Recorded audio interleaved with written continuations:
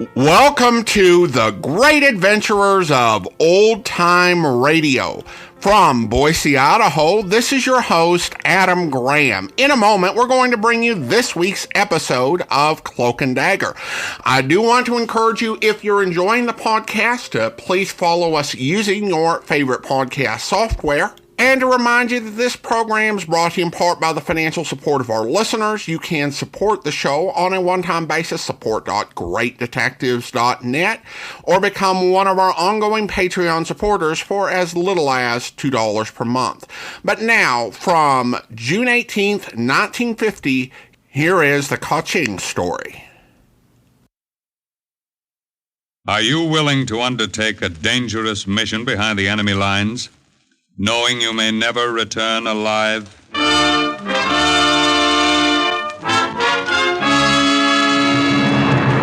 What you have just heard is the question asked during the war to agents of the OSS, ordinary citizens who to this question answered, yes.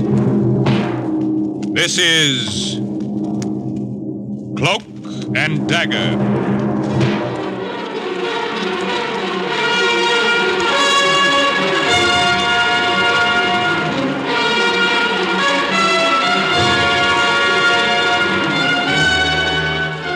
Black warfare, espionage, international intrigue. These are the weapons of the OSS. Today's adventure, the Kachin story, tells of an agent, an American agent, dropped behind Japanese lines in Burma. A story suggested by actual incidents recorded in the Washington files of the Office of Strategic Services. A story that can now be told.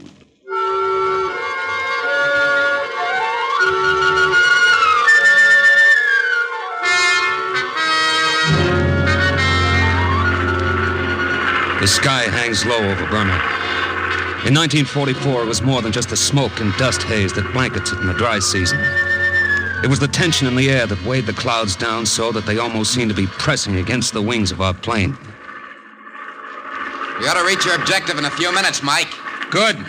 I'll tell you when to hit the silk. You got everything? Yep. Radio, supplies, I'm all set. Boy, that's thick jungle down there. Thick with Japs. That's what I mean. I looked down on the towering jungle-covered mountains of North Burma.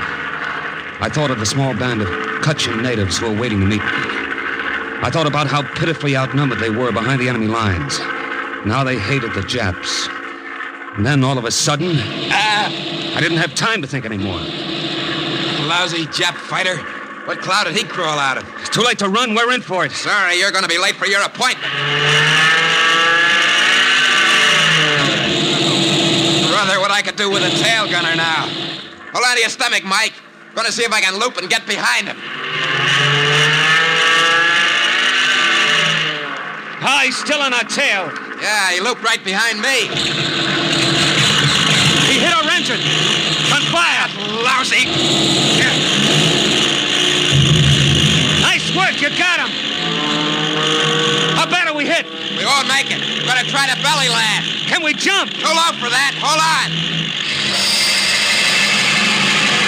Watch those trees. I can't pull her up, Mike. I can't.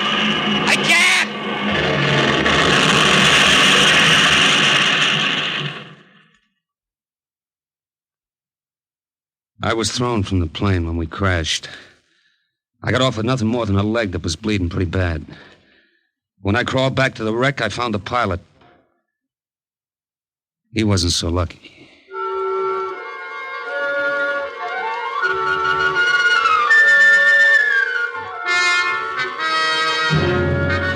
I started to run. I didn't know where I was going, but I started to run anyway, through the bamboo thickets. My leg was throbbing with pain, and I tripped. The pistol dropped out of my holster and disappeared into the high grass. I didn't have time to look for it. Somewhere to the north were the Kachins. I had to get to them. This was headhunter country. In those days, Japs paid high prices for American scalps.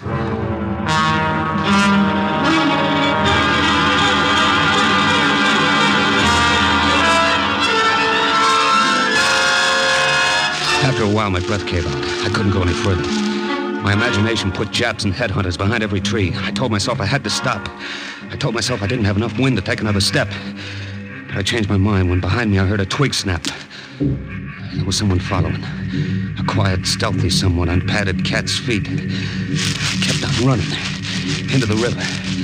I didn't bother to look first for crocodiles. The numbness from my bad legs spread all over me. I could hardly swim. All I wanted to do was get away from that shadow behind me. When I reached the opposite shore, I clambered onto a sandbar. Safe. Safe.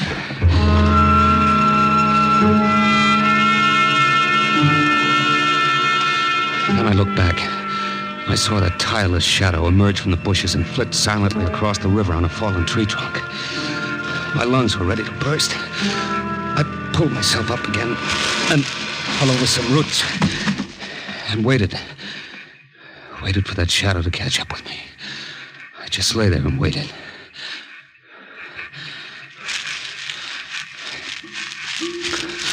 Okay. Okay, you win. Where do we go from here? Well, say something. Don't just stand there. I probably won't be able to understand you, but say something anyway. The half-naked warrior just stood there staring at me, saying nothing. I'd have given anything to have had my gun back again. And all of a sudden I did. He just reached down and handed it to me. Hey, I don't get it. What's that card you're holding? Follow this guide. He will lead you to safety. Well, now you're talking.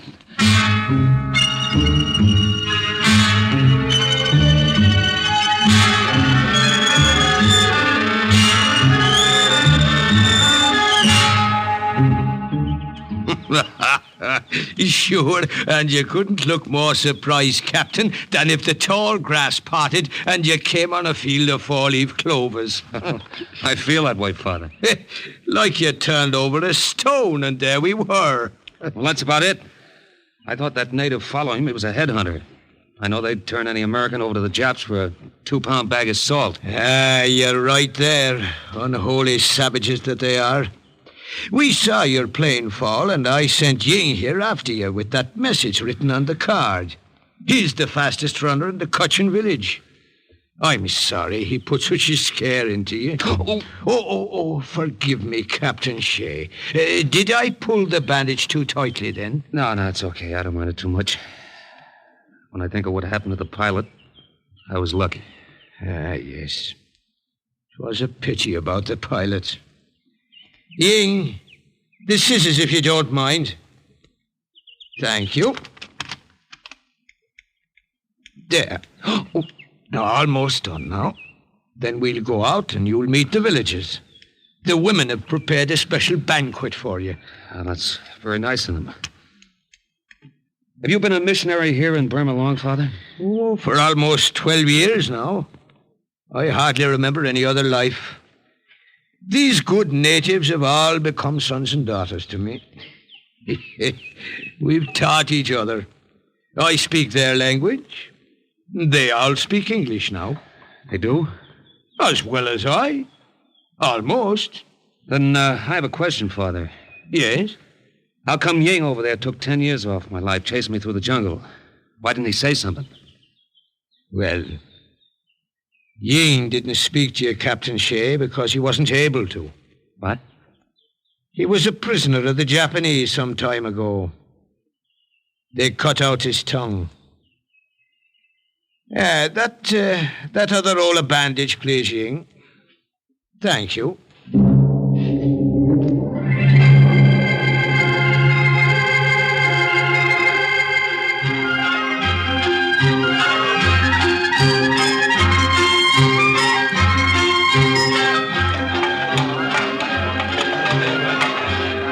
Colleen, put more wine in the bamboo cup for our guest, eh? Yes, I will be happy to. Here you are. What did you call her, Father? Colleen. To make it easier for me, I've renamed many of the villagers. That woman stirring the big kettle is Kathleen, and the other beside her, Bridget. I get the general idea. And your name is Shea. Mike Shea. A good Irish name if I ever heard one. Well, actually, Father, it's Michael Shikalnikov. Would you mind repeating that? Shikalnikov. It's Polish. I shorten it because everybody has trouble pronouncing it. Sometimes I have trouble myself spelling it. I see. Well, no matter. Tell me more about your mission. Well, I was sent by the OSS to establish radio contact, Father, with the Northern Area Combat Command in Burma. Give them any information and help I can. That is, with your help, of course. Yes. Well, you'll find us of great assistance. Immediately after the banquet, you can find a place to set up your radio. So, how are you enjoying your meal? My wife never made anything that tasted like this. Do you like it? Eat well. Let me fill your plate some more. Thanks. It's very good. What is it? We make it special for you today. White peas we boil for hours. I guess I've had enough.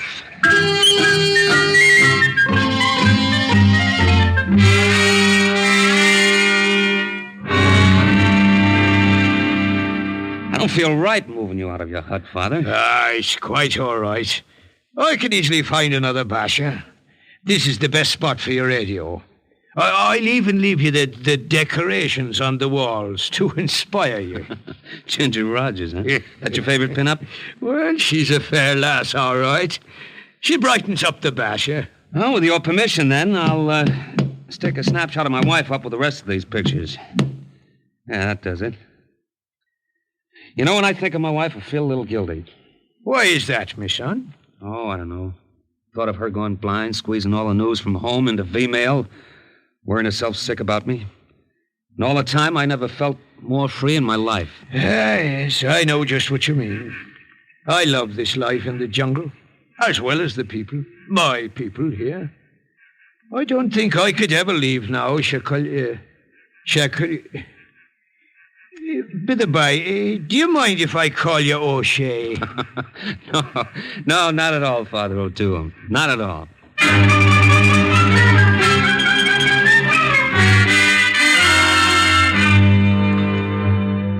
This jungle home was a far cry from the third-floor walk-up in New York and the job behind the desk in the insurance office. The Kachin warriors aren't imposing figures. They're short, squat, with long matted hair and teeth worn to a black stub by betel nut. They led a simple village life, eating rice, trapping wild pigs, the technique they also used in trapping wild Japs. But they were friendly, happy people, and life with them was pleasant. Until one afternoon when a report came in on the radio. North Area Combat Command to Agent Shikalnikov. Agent Shikalnikov of the OSS to North Area Combat Command.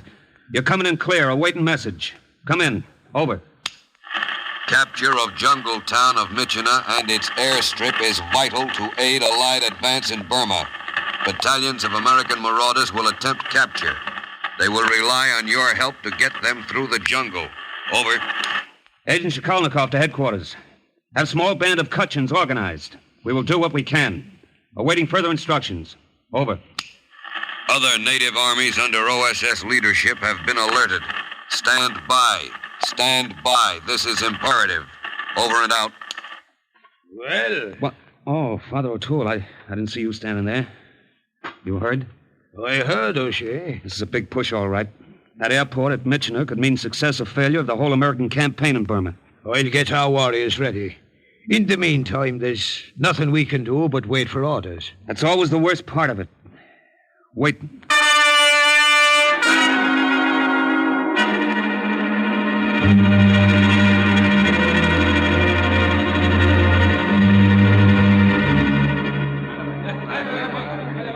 Quiet! Quiet, my children, quiet! Now, it is as I have told you. When the order comes from the Americans, we will advance upon the enemy. We leave now, Father. Catch enemy ourselves. No. That's not the way we must work from now on. The American will be our leader. We will do as he says. We will follow Captain O'Shea.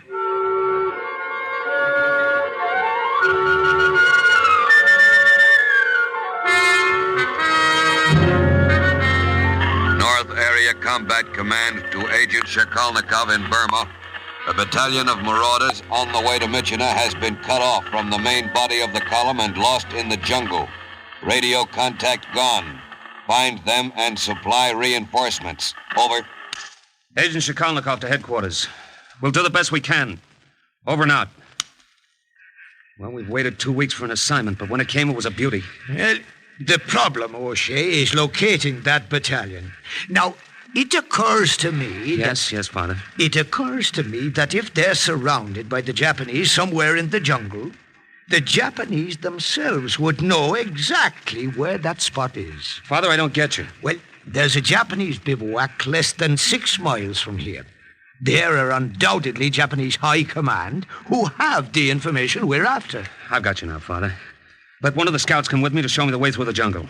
We'll sneak into that Jap camp and bring one of the officers back with us. Well, the two of you alone? Sure. Too many of us and we're liable to get caught. Just a couple of us can make it. All right. Wait till the moon is halfway across the sky. Then go.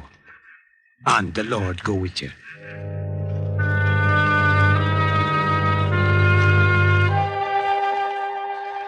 When the moon was halfway across the sky, the scout and I set out.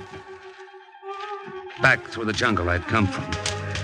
Only this time I was a shadow, too, slipping behind the bamboo thickets, cutting my way through the dense jungle foliage. We didn't talk much. Only what was necessary. Jap camp close now. Good. Jap camp there, ahead. See through bushes. Yeah, I see. All those fires lit. Must be some kind of a powwow going on. Sentry there, where finger points. Yeah, I see him. We will surprise sentry. Sneak in camp from there. Right behind you. No talk. Quiet. No talk. Noise. Bring money. Chaps. Okay, through the bushes. Follow me. Watch for snake. Is that all you're worried about? What about the tigers, wild boars, Komodo lizards? Watch for snake. Snake. You move. You strike. What do we do? Can you get him with a stick? A rock? Gun best. Gun, they'll hear us. Gun best. Rock no good. Stick no good. If I miss, you die. Gun. Boom. I stood there like somebody who had been frozen dumb and stiff. My heart was pounding like a jungle tom-tom. If he killed the snake, the Japs were sure to come running. If he didn't... He raised his gun slow. The snake was swaying back and forth. Dead. Snake. Much dead. He killed him all right, but we didn't have time to escape back into the foliage. After that, nothing's clear in my mind. There were Japs all around us, yelling like crazy, and lots of guns going. And the Kachin scout fell flat on his face, dead. Then somebody butted me from behind with a pistol. And the moon went out of the heavens. And the sky that hangs low over Burma came down and hit me in the face.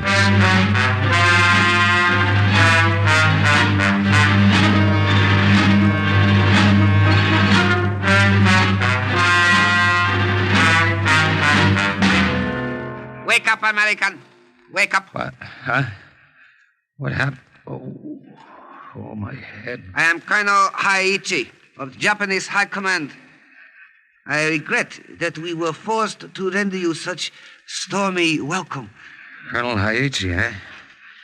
You speak English pretty well. Massachusetts Institute of Technology, class 37. DeWitt Clinton High School, the Bronx, class of 33. We will get along well, I think, if we make a little trade. What kind of a trade? Your life for little information. I see. The American marauders. I want to know their numbers, their positions, their objective. I don't know. If I did, I wouldn't tell you. God. Oh! That whip was sample. We have much more in store for you if you do not agree to be more agreeable to our simple requests.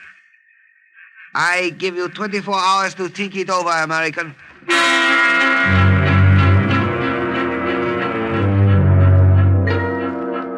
The hut they threw me into was small and dark. There was a sentry posted at the entrance. What I remember most about those 24 hours was the heat. Wet, sticky heat that made my skin crawl and my lips dry. It was a cute trick of the MIT graduate class of 37 to let the water drip from a pipe right outside the barred window. After a while, it begins to get you when you're thirsty. You, get up. Get up. Huh? Colonel Aichi, see you now. Up, American. Up. Okay, get your hands off me. What's that? Stampede. Elephants. Oh. Good work, Ying. Good work. That's one less Japanese to worry us. Father O'Toole, where'd you come from? What is this? No time for long explanations now, lad. They outnumbered us 50 to 1, and we needed heavy ammunition. Elephants were the heaviest we could find. Yeah, but how did you... Well, when you didn't come back, I sent a runner. We found the body of the scout. Come, we must leave now. Yeah, but the information I came to get. Oh, that. We'll take it with us.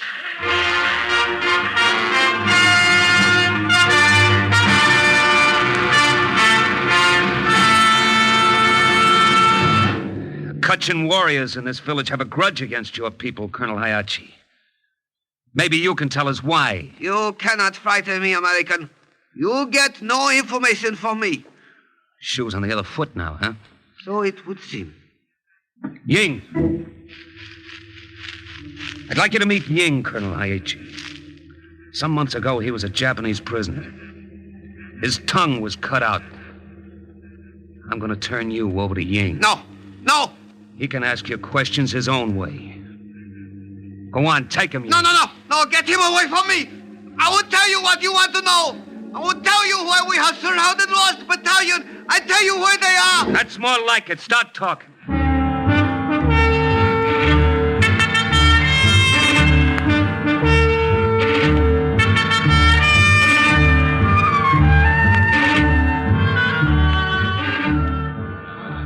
The warriors got ready to attack, and a great holiday spirit took over the village. But we must come.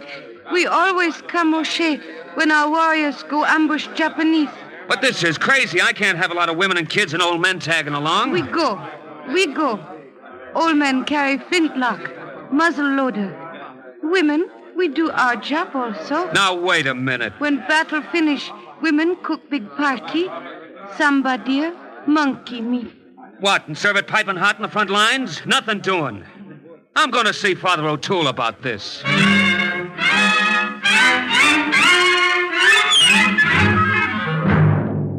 You have your troubles, I have mine, O'Shea. But we can't let that whole tribe come along. This isn't kids' play. They'll come whether you like them to or not, O'Shea. They always do. In the meanwhile, look at my predicament. Some son of Satan stole me false teeth. What am I to do without me teeth? Father O'Toole, please. We haven't much time. Aichi gave us a map. We know where the marauders and the Jap attackers are. But we won't do them any good just sitting here. I'm not just sitting here, O'Shea. I'm trying to find me teeth.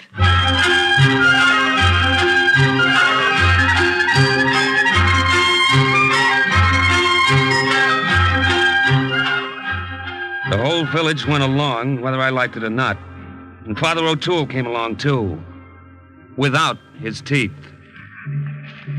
The Kachin warrior knew the back trails of the jungle as well as I knew 42nd Street. Ying seemed to be the leader, and he led us through little-known passes and long hidden underbrush, closer and closer to the spot where we knew the Japs had the American battalion cut off, helpless, just where they wanted them. No one made a sound, and Ying held up his hand. What is it, Ying? This junction of the two trails. He's not sure which one to take. That's it, Ying, isn't it? Well, why don't we split up? Half of us go one way and the other. No. There aren't enough of us. The Kachins have their own methods. Why is Ying pointing at me? He's giving you the honor of contributing a hair from your head. A what? A hair from your head. Here, let me have one. Thank you. Here you are, Ying.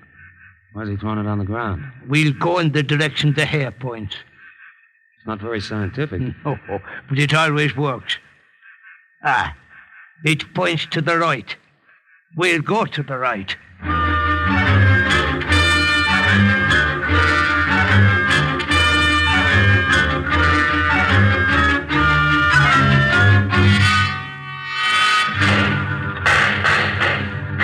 right, Father O'Toole. It did work. Here are the Japs. And there are the Marauders dug into those foxholes. Yeah, they're surrounded, all right, poor lads. So I wonder they held out this long. Our business, then, is to attack the enemy from the rear and give the battalion a chance to hit back. We can't attack them. There's too many of them. We'll have to ambush them. Yes, true. Aye, if only I had me teeth, I could think better. Ying, some of you others, come here. Listen, our only chance is to draw them off from the left. There's a clearing there. It'll give the Marauders a chance to get out of that encirclement. We chase Jap soldier up here. We set trap for them. That's the idea. Panji! We make Panji! Panji? What's that? Hey, you want a trap set? Watch. You're about to witness the Kachin secret weapon. What are they doing? They're whittling those bamboo poles to sharp points. Then they'll stick them at a slant beneath the underbrush on either side of the trail. When the enemy passes, our warriors will fire, and the Japanese will dive to the sides. I get it, and cut themselves to ribbons. Very effective. Very pretty. The natives worked quickly. The women helping them whittle the bamboo to razor points. When everything was ready, I took a few of our men to the left flank, and we fired. And they ran right into our trap. Very effective. Not so pretty. They committed mass harikari all along the trail. That's all there was to it.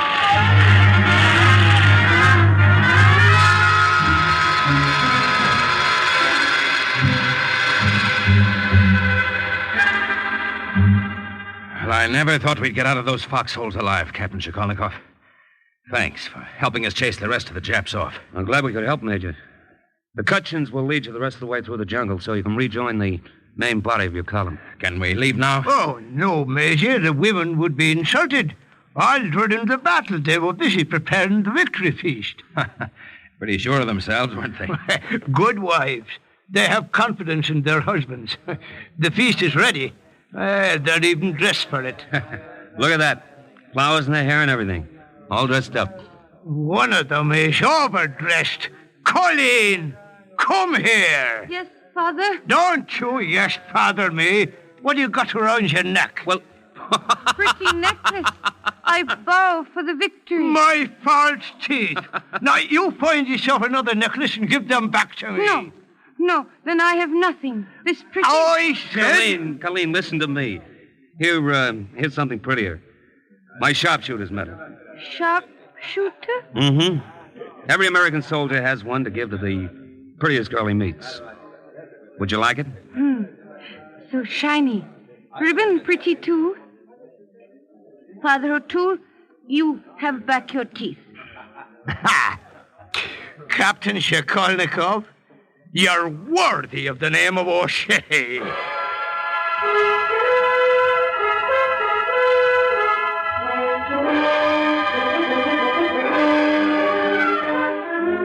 The capture of the vital airstrip and the ultimate conquest of Myitkyina was due to the combined efforts of the marauders who attacked it and the Kachin warriors who helped them and harassed the enemy all along the way. And once more, the report of an OSS agent closes with the words, Mission accomplished. A further adventure in black warfare is next week's Cloak and Dagger.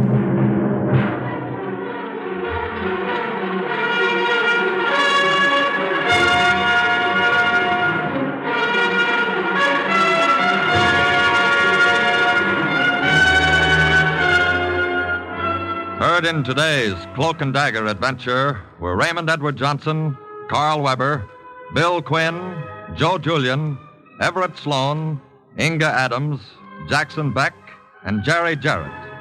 The script was written by Winifred Wolfe and Jack Gordon. Music was under the direction of John Gart. Today's true OSS adventure was based on the book Cloak and Dagger by Corey Ford and Alistair McBain. This has been a Louis G. Cowan production in association with Alfred Hollander and was under the direction and supervision of Sherman Marks. Robert Warren speaking. Do you enjoy a capricious caper or a melodramatic mystery? NBC offers 3 of the best for your pleasure later today. A giant among men, the big guy leads off, with Vincent Price as the saint close behind. Topping off this list is Sam Spade, license number 137596, in the Elmer Longtail caper. So listen for 3 top mysteries on NBC.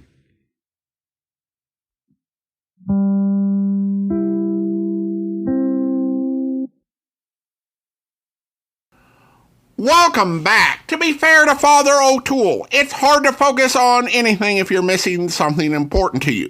And I can't imagine trying to go about my business while missing my teeth. Kudos to the actor for portraying that point and being as consistent as possible in showing how Father O'Toole was struggling to talk without his teeth. And Father O'Toole is probably one of the lighter characters we've heard, though certainly not strictly comic relief. This story brought home the painful reality of Japanese war crimes and crimes against humanity during the Second World War and the period leading up to it, which are not nearly as well remembered as those committed by the Germans, but were still on a horrific scale of between 19 and 30 million dead in an 18-year period of Imperial Japanese aggression, including Japanese civilians, prisoners of war, and native population. And even beyond deaths, there were many degradations, torture, inhumane treatments by that ruling regime. So this definitely has the ring of truth about it.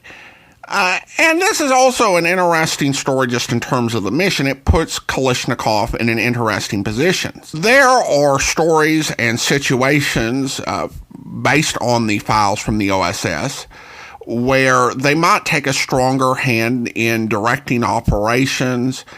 There was that great Jack Webb story, Operation Fleur-de-Lis, where he parachuted behind enemy lines and found himself working with a Maquis with no experienced leaders. Here, though, he's dealing with people who knew what they're doing, but they did things in a very different way. And despite Kalashnikov's protest, he had to just get out of their way and let them do their thing. Really coordinate with the U.S. action in terms of the timing of their operation, but then just, let them do their things and work as partners. And I think O'Toole helped him with that. Listener comments and feedback now, and just one comment from YouTube. Mark just gave a simple nice, and I appreciate you taking the time to comment. Reinser made a comment about the music sounding similar to Tales of the Texas Rangers, and I think I addressed that an episode back, that there's a lot of music reuse on these sort of mystery programs on NBC in the early 1950s, where a lot of the bridges and incidental music get reused from show to show. So that's not something that was imagined. All right. One other thing, I was kind of thinking about maybe doing a t-shirt around Cloak and Dagger or the OSS. If there is interest in that, please let me know. But now let's go ahead and thank our Patreon supporter of the day, and I want to thank Bernie, Patreon supporter since June of 2024, currently supporting the podcast at the Shamus level of $4 or more per month. Thanks so much for your support, Bernie. And again, if you are enjoying this podcast, please follow us using your favorite podcast software. And if you're watching on YouTube, be sure to like it, subscribe to the channel. All those great things help YouTube channels to grow. Now, we will be back next Saturday with Cloak and Dagger. Now, we cross-post this to Great Detectives. So if you're listening on Great Detectives, on Monday, we'll be back with The Falcon. On Tuesday, we will be playing Flash Gordon on the Great Adventurers of Old Time Radio. And if you are interested in catching up on the interplanetary adventures of Flash Gordon, as well as all the Great Adventure series that we are going to do, be sure to subscribe to the Great Adventurers of Old Time Radio on your podcast app or by going to greatadventures.info. In the meantime, do send your comments to box13 at greatdetectives.net. Follow us on Twitter at Radio Detectives and check us out on Instagram. Instagram.com/greatdetectives. From Boise, Idaho, this is your host, Adam Graham, signing off.